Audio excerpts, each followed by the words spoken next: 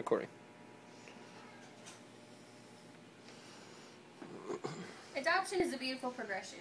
It challenges the normality of the supposed typical family while allowing a previously broken situation to become whole again. That is not to say that there is not any heartache or difficulties involved. It's a major setback in the adoption process, as the emotional entanglements have the potential to be incredibly detrimental. According to the Bureau of Consular Affairs in 2010, 11,058 children were adopted, more than half of them female. That is no small number. It's imperative for people to be well informed of what options there are. One form of adoption is the closed adoption. When defining a closed adoption, the Journal of Policy, Practice, and Program, a 1986 article titled Child Welfare, referred to the term closed rather than the more common confidential adoption, because some open adoptions are confidential, that is, the parties meet without sharing identifying information. A closed adoption provides a sense of security for the carefully designed family. In addition, the closed adoptions allow the adoptee to pursue information about their birth family when he or she becomes a legal adult. This allows the individual to make his or her own decision regarding a major aspect of their life and determine for his or herself what is needed in leading a healthy life. Like all major decisions, until a person is of the legal age, their guardians decide what is appropriate with the child's best interests at heart. This is generally perceived as protection for those who are unable to make wise decisions on their own.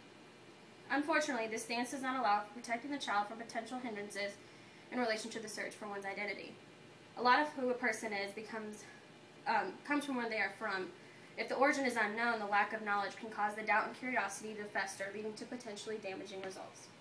In Jackson's 2005 article, The Mortality of Adoption, Social, Psychological, Theological, and Legal Perspectives, it was stated that by merging their adoptive status with their own identity, adoptees are able to better understand and effectively portray what it means to be adopted. If the adoptee is unable to understand who they are within the context of their adoption, there is an incredible amount of risk taken in not pursuing the knowledge.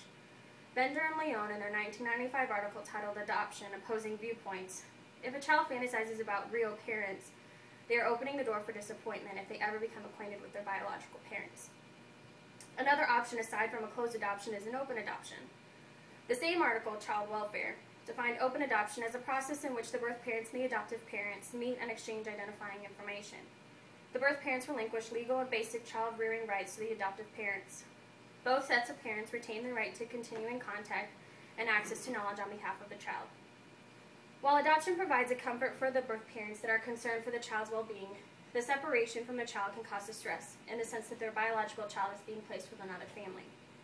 While the adopted parents are being supportive of the mutual decision to make the adoption open, they are simultaneously surrendering a margin of the claim that they have on their child, since they would be allowing the lines of communication to remain open.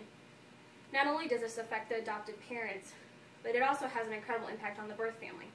Having the opportunity to provide a context for a difficult situation that influences an entire lifespan can play a major role in the healing process of giving up a child. This speaks volumes to the importance of communication. Barron and Pannor's 1993 article explained the following. Relinquishment of a newborn child may be profoundly damaging to birth parents and cause lifelong pain and suffering. Even when relinquishment is carefully considered and chosen option, birth mothers and often birth fathers may suffer from a heightened sense of worthlessness after giving away a child. They may feel guilty about their actions.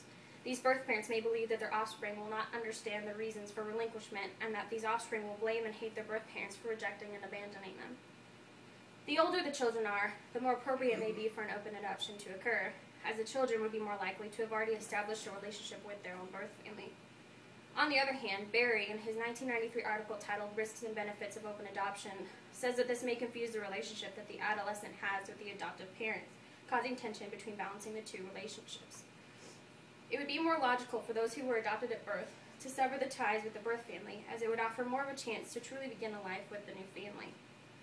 Although I cannot speak from the perspective of a closed adoption, I can talk to you about my experience with an open adoption. I was adopted when I was 2 days old. My adoptive parents had been in the adoption system for several years since they were unable to physically have their own children.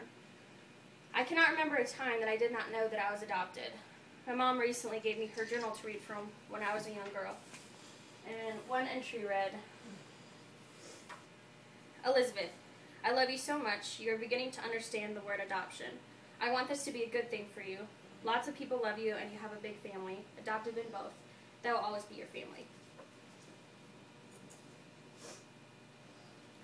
Another situation was when I was 2 years old, my birth grandparents sent me a book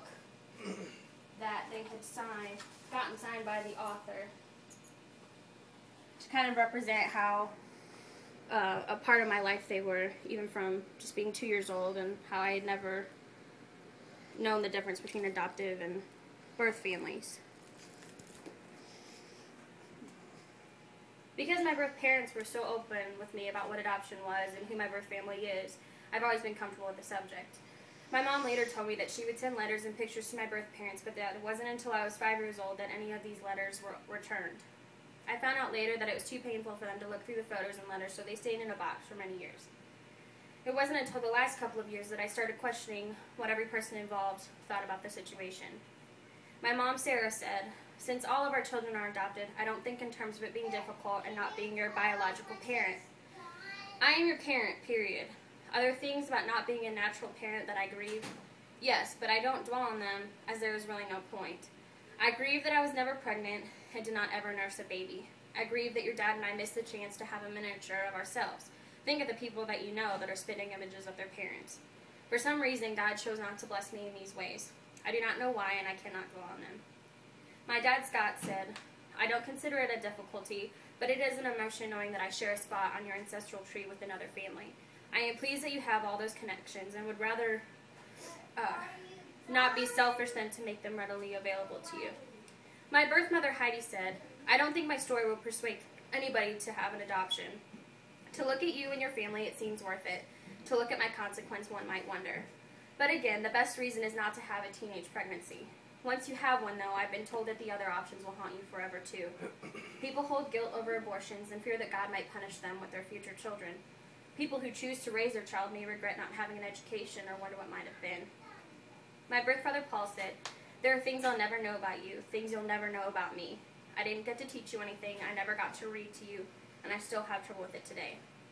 But on the bright side, this is a poster of my 18th birthday and graduation party, where my birth family and my adoptive family came together and threw me a party, so I got to spend the entire celebration with both sides of my family. I'm very glad that my adoption was open, despite the stress that it puts on me to balance my family with the family I would have never been a part of. I don't have any unanswered questions, and I can talk to my birth parents whenever I want to.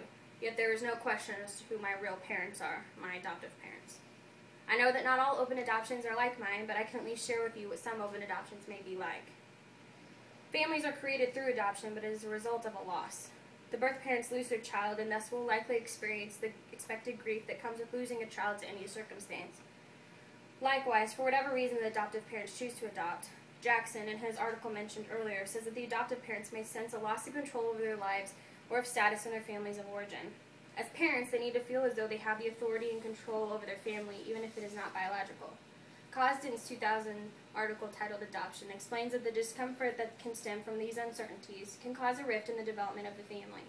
Fortunately, although this issue of loss is of a valid concern, many people who have adopted will relay that they have been able to maintain a healthy and good quality relationship with their adoptive parents. By understanding the effects that an open adoption versus a closed adoption can have on an individual and their birth and adoptive family, a person considering adopting or giving up a child for adoption can better make the best decision for his or her family.